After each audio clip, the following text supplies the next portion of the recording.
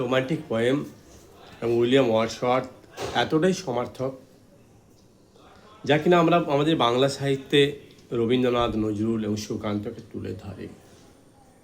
একইভাবে ইংরেজি সাহিত্যে জন কিটস, পিবি শেলির সাথে ওয়ার্ডসওয়ার্থ একই সময়ের একজন কবি, যিনি রোমান্টিক এজকে তুলে ধরেন। তাই তাকে pioneer of English romantic age বলা হয়। কম্পোজ আপন ওয়েস্টমিনিস্টার ব্রিজ এমন একটা সনেট যেখানে কিনা কবি শহরের এক দৃশ্যপটকে বর্ণনা করেছেন, শহরের সৌন্দর্যায়ন করেছেন। তার চিন্তা চেতনায় লন্ডন শহর যে কতখানি সুন্দর হয়ে উঠতে পারে ভোরবেলায়, তার অভিব্যক্তি প্রকাশিত হয়েছে। তুলনামূলক ক্ষেত্র আলোচনা করে আমরা ওয়ার্ডসওয়ার্থকে যদি বিচার বিশ্লেষণ করি, দেখা যায় তিনি অন্যান্য কবিতা, শর্ট ভলিউমে যেসব কবিতা রয়েছে, ধরো সলিটারি রিপার বা ডেফোডিলস, সেখানে তাকে বর্ণনা করলে দেখা যায় যে কবি প্রকৃতির সাথে একাকার করেছেন নিজের চিন্তা চেতনা। প্রকৃতি কবিকে দিয়েছে এমন এক উদ্যম, আমাকে এমন এক ভাবনা, যা কিনা প্রকৃতির মধ্যে থাকা অতি সুপরিচিত নির্জীব পদার্থগুলো প্রাণের সাড়া পেয়েছে। নুড়ি পাথর সেখানে প্রাণ পেয়েছে, রাস্তাঘাট সেখানে প্রাণ পেয়েছে। প্রকৃতির গ্র্যাজুয়াল মুভমেন্ট বা স্বাভাবিক যে প্রকৃতির ক্রম পরিবর্তন, তা কবির কাছে যেন একটা গ্রোথ মনে হয়েছে, একটা জীবন্ত সত্তা মনে হয়েছে। তাই দেখা যায় যখন আমরা সলিটারি রিপার পোয়েমে যাই, একটা পার্বত্য অঞ্চলের মেয়ে যে কিনা আদিবাসী গ্যালিক ভাষায় গান গাইছিল, স্কটল্যান্ডের ভ্যালিতে ঘুরতে ঘুরতে হঠাৎ সেই অজানা মেয়ের গানটি কানে শ্রবণ করে কবি সেখানে দাঁড়িয়ে পড়েন। পাহাড়ের আড়াল থেকে তিনি সেই মেয়েটিকে অনুসরণ করেন, তার গান শুনতে থাকেন। পাশাপাশি যারা পেরোচ্ছিল তাদের তিনি বলেন, স্টপ হিয়ার, জেন্টলি পাস, হয় দাঁড়াও, না হয় এমনভাবে পেরো যেন মেয়েটা ডিস্টার্ব না হয়। কারণ কবি জানতেন যে ওই গ্রামের পার্বত্য অঞ্চলের মেয়েটি যদি কোনো অবস্ট্রাগলের সম্মুখীন হয়, বাধার সম্মুখীন হয়, তাহলে গান থামিয়ে দেবে। তাতে কি লস হবে না, কবি হারাবেন এক প্রাকৃতিক সৌন্দর্য। তো তিনি গানটা শুনে এতই বেশি আমোদিত, এতই বেশি অনুপ্রাণিত হয়েছিলেন যে ভাষায় তা তিনি প্রকাশ করেন।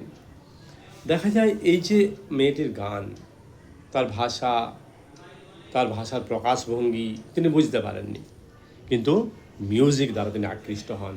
তাই তিনি বলেন, the music in my heart I bore, অর্থাৎ তার গানের সুরকে আমি আমার হৃদয়ে বহন করব। বিষয়বস্তু যে তুলনামূলকভাবে মেয়েটির জীবনের কোনো হারানো, কোনো বেদনার কথা, কোনো রোমান্টিক লসের কথা, এটা তিনি বুঝতে পেরেছিলেন, কিন্তু তার বিষয়বস্তুর সঙ্গে তিনি একাত্ম হতে পারেননি। আবার আমরা ডেফোডিলস কবিতায় দেখি যে কবি বলছেন, ব্লিস অফ সলিটিউড, প্রকৃতির মধ্যে ফুটে থাকা একদমই নাম গোত্রহীন পাহাড়ি ফুলগুলো কবির চোখে এমনভাবে ধরা দেয় যে তাদের সৌন্দর্যায়ন, তাদের নীরব সৌন্দর্য কবিকে আমোদিত করে, আহ্লাদিত করে। তিনি সেই সৌন্দর্যকে এক নতুন চোখে দেখা শুরু করেন। লং ভলিউমের পোয়েমে যদি আমরা যাই, টিনটান অ্যাবে, ইমর্টালিটি অড, সেখানে আমরা দেখি কবি বর্ণনা করেছেন প্রকৃতিকে এক নতুন রূপে, নতুন রঙে। প্রকৃতির যে গ্র্যাজুয়ালিটি, প্রকৃতির যে চলমান সৌন্দর্য, তা কবির চিন্তায় চেতনায় ব্যক্ত হয়েছে। আজকে যখন আমরা কম্পোজড আপন ওয়েস্টমিনিস্টার ব্রিজ কবিতা পড়তে যাই, সেখানে কি দেখি? সেখানে আমরা দেখি যে এই সনেটে কবি উইলিয়াম ওয়ার্ডসওয়ার্থ ক্যাপচার করেছেন একটা rare moment of tranquillity in London, বিশেষ একটা মুহূর্তকে, লন্ডনের বিশেষ একটা মুহূর্তকে, ভোরবেলার সময়কালকে। সময়টা হলো 1802 সালের গ্রীষ্মকালের সকাল।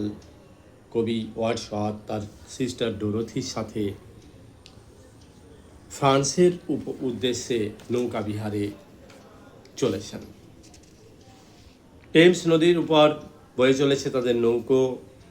প্রকৃতি তখন কেমন রূপে, কেমন রঙে, তার বর্ণনা রয়েছে কবিতায়। যখন তারা পেরোচ্ছেন লন্ডনের উপর দিয়ে নদীর মধ্যে নৌকোতে, সেটা খুব সকাল। তার বোন ডোরোথি, তার সিস্টার ডোরোথি তার জার্নালে রেকর্ড করেছেন যে সেই সময় শহরটাকে কেমন দেখাচ্ছিল। শহরটা ছিল পুরোপুরি শান্ত, তার প্রাকৃতিক সৌন্দর্য, সূর্য স্নাত সৌন্দর্য, ভোরবেলায় সূর্যের যে নির্মল নমনীয় আলো তা শহরের উপর পড়েছে। একটা কোয়াইটনেস, একটা unspoiled London before the daily rush of people. Industrial কাজকর্ম তখন শুরু হয়নি, মানুষজনের কোলাহল শুরু হয়নি, ব্যস্ততা শুরু হয়নি, দৈনন্দিন জীবনের টানাপোড়েন শুরু হয়নি। সেই প্রেক্ষাপটের উপরেই কবিতাটি।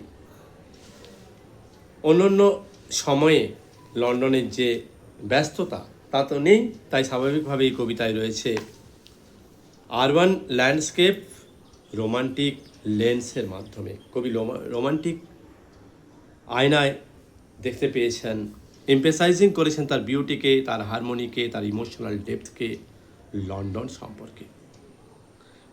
পোয়েমের মধ্যে বর্ণিত হয়েছে শহরটির সকালের সৌন্দর্য, পাস্টেল ডেলি লাইফের যে কোলাহল তার বাইরে, অবাক হওয়া এই সৌন্দর্য, সূর্য স্নাত এই সৌন্দর্য। তাই কবিতার প্রথম লাইনে কবি বলছেন, আর্থ has not anything to show more fear. এখানে তার যে ঋণ, প্রকৃতির কাছ থেকে তার যে প্রাপ্তি, প্রবহমান জলধারার উপর দিয়ে বয়ে যাওয়া সূর্য স্নাত শহরটি, বড় বড় বিল্ডিংগুলি মেঘের সঙ্গে মিশে গেছে, বিভিন্ন যে স্মৃতিসৌধগুলো রয়েছে, মন্দির, কবরস্থল, ব্যস্ত রাস্তা, সব কিছুতেই একটা যেন শান্তির বাতাবরণ, একটা পিসফুলনেস রয়েছে, contrasting with the usual noise, chaos or urban life. Normally যা হয় ইংল্যান্ডের জীবনে তার ব্যতি রেখে এক বিপরীতধর্মী চিত্র রয়েছে।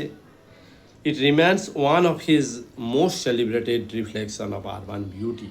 এইভাবে তিনি অন্য অন্য জায়গাতে শহরের সৌন্দর্যকে হয়তো বর্ণনাই করেননি, তাই এই সনেট বর্ণনার নিরিখে, অভিব্যক্তির নিরিখে, ভালো লাগার নিরিখে এক বিশেষ চিত্রায়ন, লন্ডনকে নতুন করে দেখা। কবির চোখে এই লন্ডন হলো সৌন্দর্যের রানী। ভোরবেলায় দেখা এই লন্ডনকে তিনি এমনভাবে বলেছেন যে a sight so touching in its majesty, the city now doth like a garment wear, the beauty of the morning silent wear, nowhere there is disturbance as like as ships, towers, domes, theater and temples all lie. সব ঘুমিয়ে আছে। মনে হচ্ছে যেন সূর্য তার সুন্দর পদচারণায়, beautiful স্টিপের মাধ্যমে এই সৌন্দর্যকে ভরিয়ে দিয়েছে।